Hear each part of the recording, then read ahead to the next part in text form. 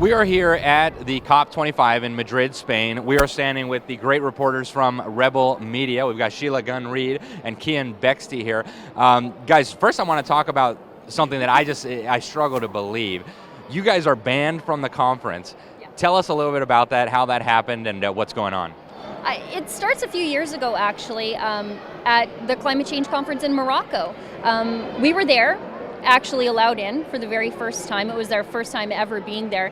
And I was out sort of in the complex, wandering around, looking for news. And there was an Aboriginal chief there, and he was sort of holding court. And I noticed, he was wearing something indicative of being somebody from a Canadian Indian band. And he was there telling all this gathering of people how bad the oil sands were for his people. And I know that the oil sands and mining are the largest employer of Indigenous people in all of Canada. It's a vehicle for wealth for many Indigenous bands in the north around the oil sands. And I thought, well, that's strange for him to be saying that. So I thought I'd find out, what band he's from, who exactly he is. Well, as it turns out, he's from a band that's nowhere near the oil sands in 2 provinces over, literally in 2 provinces over. And I thought, what a horrible thing for him to be, lobbying against the jobs of fellow Indigenous people in 2 provinces away and trading on, his status as an Indian chief to do those things. So I went up and asked, who paid for you to come here? Did you come on your own, or did the Canadian government come here to send you to propagandize against Indigenous jobs? His press secretary stepped in, so I thought, okay, you're going to talk for him? I'll ask. So I'll ask you. And she ran away from me and locked herself in a bathroom and then told the UN that I had harassed her. And then in subsequent years now, we've received, every time we apply to go to any UN conference, we get a note back from the UN saying that we are banned due to harassment. So my question about who paid for your trip? It's an accountability question on behalf of Canadian taxpayers. Who paid for your trip? That amounts to harassment, and the Canadian government has had the UN ban us, and the UN is happy to oblige because, they'd rather not have people like you and I here telling the other side of the story. That is absolutely crazy. As a reporter, we learn in journalism school, the very first thing you need to ask is money. Where's the money coming from? Who's paying for it? That's incredible. Wow, and so you guys haven't been allowed in ever since, huh? No, but we do just great journalism working from the outside. There's a lot of hypocrisy outside these conferences where we can point out.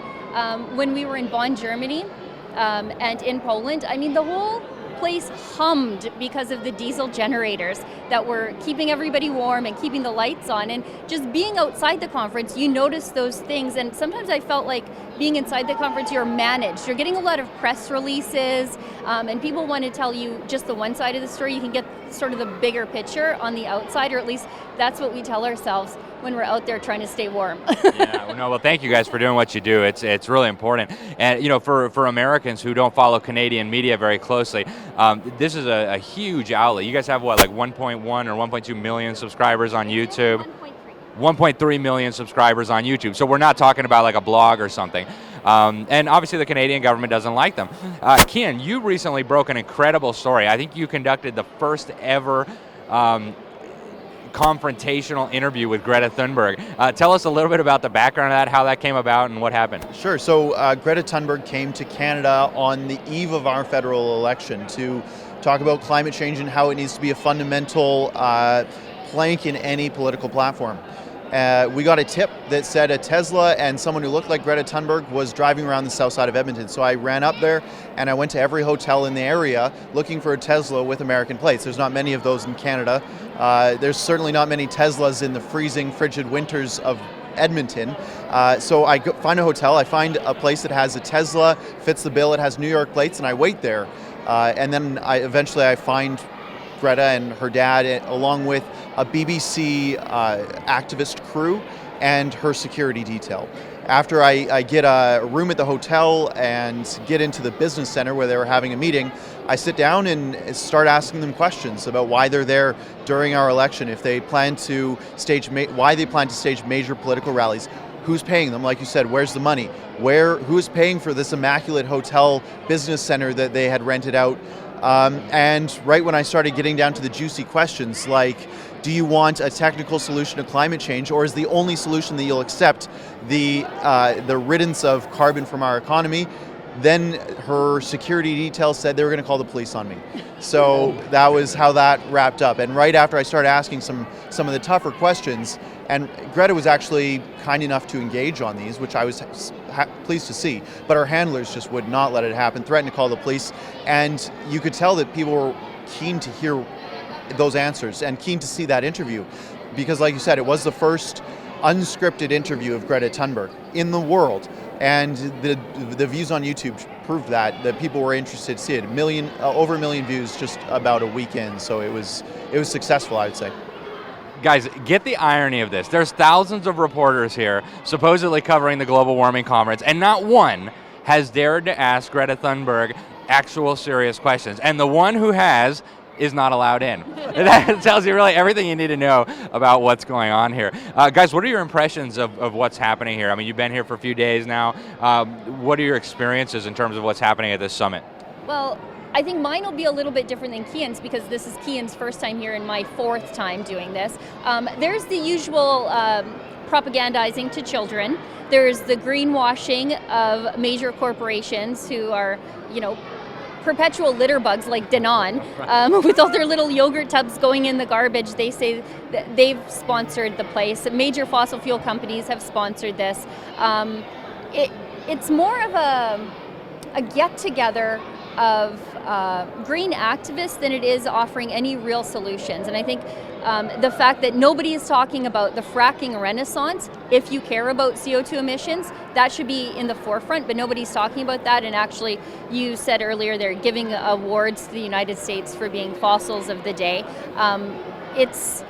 It's a conference that doesn't exist in reality. These people want us to decarbonize ourselves when it's pretty cold outside. I think Madrid right now is thankful for fossil fuels. I think it was like 4 degrees this morning, and it might be up to 8. It's cold right now, and the irony is completely lost on these people.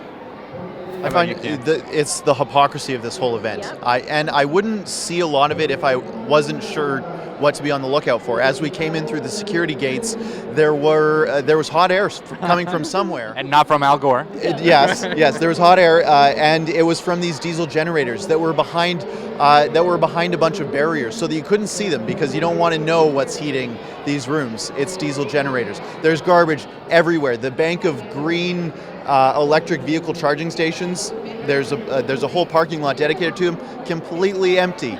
It's where's China as well? When it's not just the operations of this event, it's when it comes down to the policy. These people are talking about Americans being the fossils, but when it comes to China, it's almost like it doesn't exist. Taiwan isn't even allowed to be here because China has censored them from being at this conference. It's just an ode to hypocrisy here, is what I call it. It really is. It's incredible. And so you guys come from Canada, and yesterday we were watching the Fossil of the Day Awards, and Canada actually shared a prize with us for being the best at being the worst. I think you guys shared third place with us because you still have the gall to extract energy from the ground. Apparently only the Saudi Arabians and Venezuelans are allowed to do that.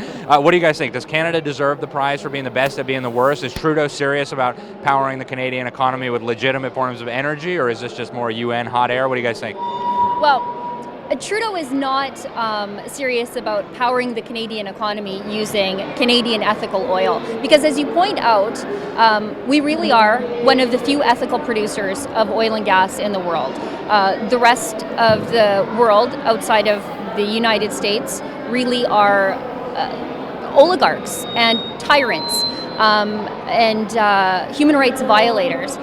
I pointed out that the Canadian oil sands are the largest employer of Indigenous people in our country. It's a vehicle out of generational poverty for our Indigenous peoples. And so, when we hear that we're getting awards as fossils of the day, and Venezuela, no one's talking about Venezuela. Nobody's talking about Saudi Arabia. Nobody's talking about Kazakhstan or Russia and the stranglehold that Gazprom has on Eastern Europe, while we have good and high-paying jobs for our Indigenous people, for women.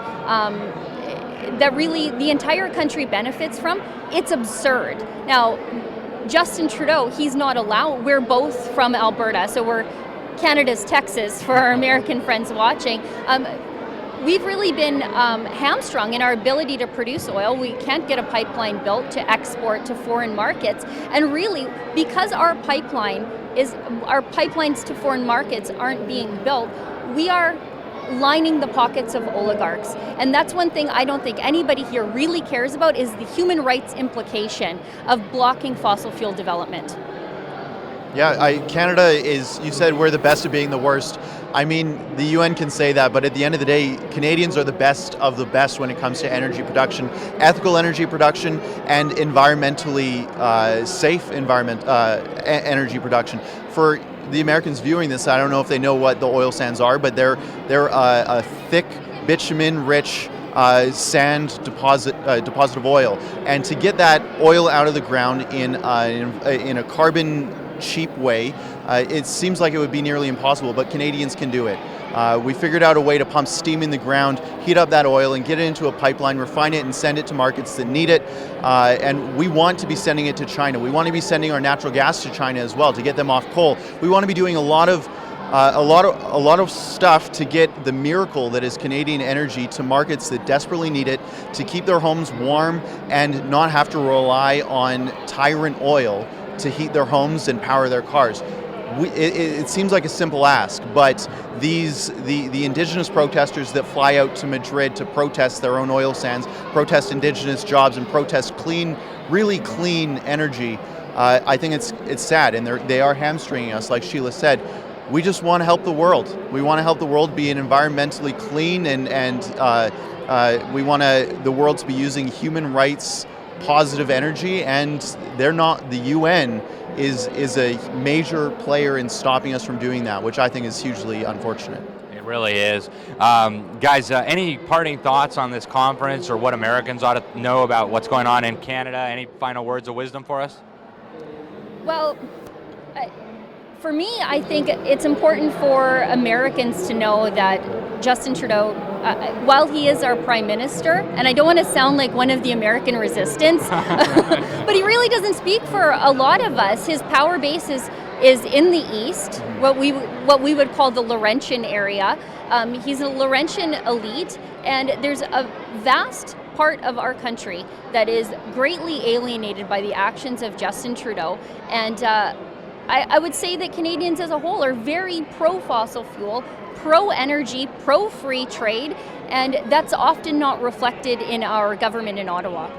I would say Canada and the United States are key allies, and one of the major things that Canadians need right now is export capacity, and that goes hand in hand with Keystone XL, something that Donald Trump has been great on pushing forward. Obama didn't want it to happen, and Donald Trump's replacement, if it's a Democrat, will cancel it. Elizabeth Warren, I think, explicitly said she will cancel it in the closing days of construction. I mean, it would be a huge error, both on the United States' domestic agenda. They need Canadian oil in the refineries down in Texas, but Canadians need to export it. And and I don't think Donald Trump is going to lose or be replaced by a Democrat, but if that does happen, and if Americans let Keystone XL be canceled, I think that it would be disastrous for relations with Canada that are already tense at a time when our Prime Minister is bad-mouthing your president, and your president doesn't seem too keen on our Prime Minister. So fair enough. I understand. Yeah. So I would say don't let Keystone fall off the domestic agenda. Excellent. Well, guys, thank you so much for everything you're doing. Thank you for being with us, and we'll catch up with you before we leave. Thank you.